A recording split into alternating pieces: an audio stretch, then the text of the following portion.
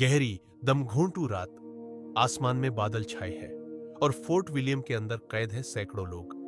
एक छोटा सा कमरा, सिर्फ 18 गुणा 14 फीट का, और उसमें ठूंसे गए 100 से ज्यादा कैदी।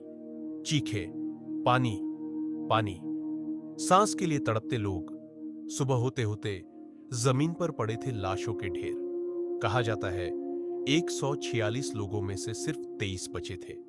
लेकिन सवाल है, क्या वाकई ऐसा हुआ था, या फिर यह कहानी ब्रिटिश साम्राज्य की सबसे बड़ी राजनीतिक चाल थी? आज हम खोलेंगे ब्लैक होल ऑफ कलकत्ता का रहस्य। 1756। बंगाल भारत का सबसे अमीर प्रांत था। कपास, रेशम, मसाले, नमक, अफीम, व्यापार चरम पर था। ईस्ट इंडिया कंपनी यहां व्यापार के बहाने आई थी, लेकिन धीरे धीरे वो व्यापारी से शासक बनने की तैयारी कर रही थी। फोर्ट विलियम कंपनी का किला, जहां अंग्रेजों ने बिना नवाब की अनुमति के किलेबंदी शुरू कर दी।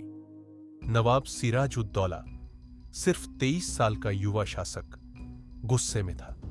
उसे शक था अंग्रेज उसे हटाने की साजिश रच रहे हैं। और फिर जून 1756 में उसने हमला कर दिया। 20 जून 1756, नवाब की सेना ने फोर्ट विलियम को घेर लिया। अंग्रेज अफसरों में अफरा तफरी मच गई। कई भाग निकले, कई पकड़े गए। कहा जाता है कि 146 अंग्रेज कैदियों को एक छोटे से कमरे में बंद कर दिया गया, जिसे बाद में नाम दिया गया ब्लैक होल। गर्मी, नमी, हवा का कोई रास्ता नहीं। लोग पागल होने लगे, एक दूसरे को धक्का देते हुए, पानी के लिए लड़ते हुए। रात लंबी थी और मौत उससे भी लंबी। सुबह जब दरवाजा खुला तो सिर्फ 23 लोग जिंदा बचे थे। बाकी दम घुटने से मर चुके थे। कम से कम यही कहानी बताई गई। इस पूरी घटना का मुख्य गवाह था जॉन हॉलवेल, वही व्यक्ति जो बच गया था। उसने लंदन जाकर यह कहानी सुनाई, किताब लिखी और पूरे ब्रिटेन में सनसनी फैल गई। अखबारों ने लिखा, भारतीय नवाब की क्रूरता। ब्रिटेन में गुस्से की लहर दौड़ गई और यही बना भारत में ब्रिटिश बदले का आधार। लेकिन क्या होलवेल सच बोल रहा था? इतिहासकारों ने बाद में जांच की। सबसे पहला सवाल, उस कमरे का आकार इतना छोटा था कि 146 लोग उसमें समा ही नहीं सकते थे। दूसरा सवाल, किसी भारतीय दस्तावेज में इस घटना का जिक्र क्यों नहीं? तीसरा, अगर 123 लोग मरे थे तो उनके नामों की सूची कहां है? कई आधुनिक इतिहासकार कहते हैं संख्या बहुत बढ़ा चढ़ाकर बताई गई थी। शायद 60 लोग थे, शायद 40, शायद उससे भी कम। और मौतें हो सकता है हुई हो, लेकिन इतनी बड़ी नहीं जितनी बताई गई। तो क्या यह कहानी ब्रिटिश साम्राज्य को नैतिक समर्थन दिलाने का जरिया थी?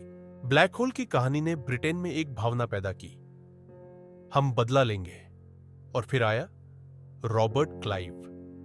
1757 प्लासी की लड़ाई। सिर्फ एक साल बाद सिराजुद्दौला हार गया। बंगाल पर ब्रिटिश नियंत्रण शुरू हो गया। क्या यह सब सिर्फ व्यापार के लिए था, या ब्लैक होल की कहानी ने ब्रिटिश विस्तार को जायज ठहराया? कलकत्ता में ब्रिटिशों ने एक स्मारक बनवाया, ब्लैक होल मेमोरियल। संदेश साफ था, देखो भारतीय कितने क्रूर है। लेकिन 1947 के बाद उस स्मारक को हटा दिया गया। क्यों? क्योंकि आजाद भारत में उस कहानी को औपनिवेशिक प्रचार माना गया। कुछ इतिहासकार कहते हैं घटना हुई थी, लेकिन संख्या गलत थी। कुछ कहते हैं पूरी कहानी घड़ी गई, और कुछ मानते हैं सच बीच में कहीं छुपा है।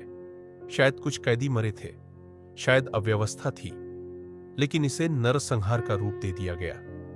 इतिहास हमेशा विजेताओं द्वारा लिखा जाता है, और 1757 के बाद विजेता कौन था?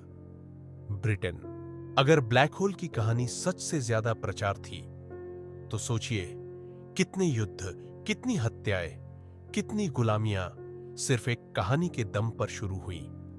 एक घटना जिसने एक साम्राज्य को जन्म दिया और एक देश को 200 साल की गुलामी में धकेल दिया। तो आखिर ब्लैक होल ऑफ कलकत्ता क्या था? एक भयानक त्रासदी या साम्राज्यवाद का हथियार? सच शायद उस अंधेरे कमरे में अब भी कैद है, जहां दम घुट रहा है सिर्फ इंसानों का नहीं, बल्कि इतिहास का। और जब तक हम सवाल पूछते रहेंगे वो दरवाजा खुलता रहेगा, क्योंकि इतिहास सिर्फ पढ़ा नहीं जाता, उसे समझना पड़ता है।